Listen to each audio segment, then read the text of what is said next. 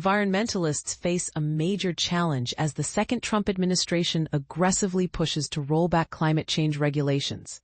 This isn't just a routine political shift. It's a move that forces activists and experts to completely rethink their strategies for protecting the planet. But here's where it gets controversial. Can environmental progress survive under a government that openly prioritizes business interests over ecological concerns? Looking back almost 50 years, it might surprise many to know that the Republican Party once led key efforts to protect the environment. President Richard Nixon, famously complicated in his politics, was instrumental in tackling America's smog problem, safeguarding endangered species, and establishing the Environmental Protection Agency, EPA, which remains the nation's watchdog on pollution.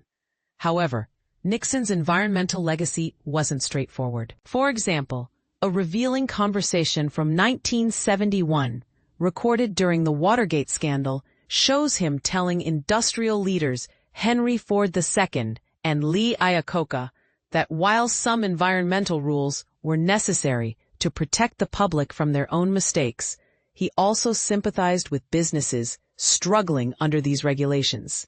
In his words, although pollution was real, he identified as extremely pro-business, even suggesting that some environmentalists were enemies of the system.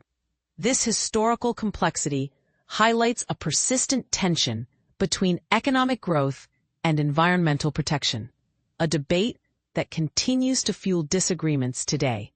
With the current administration seeking to dismantle climate change safeguards, environmental advocates must ask, is there a new path forward that balances economic realities with urgent ecological needs? Or will this trend stall vital progress? And this is the part most people miss, how these political maneuvers are reshaping the very framework through which America addresses climate policy. What's your take? Can environmentalism thrive when regulatory support weakens?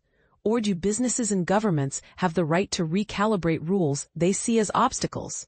This conversation is far from settled, and your opinions could shed light on the way forward.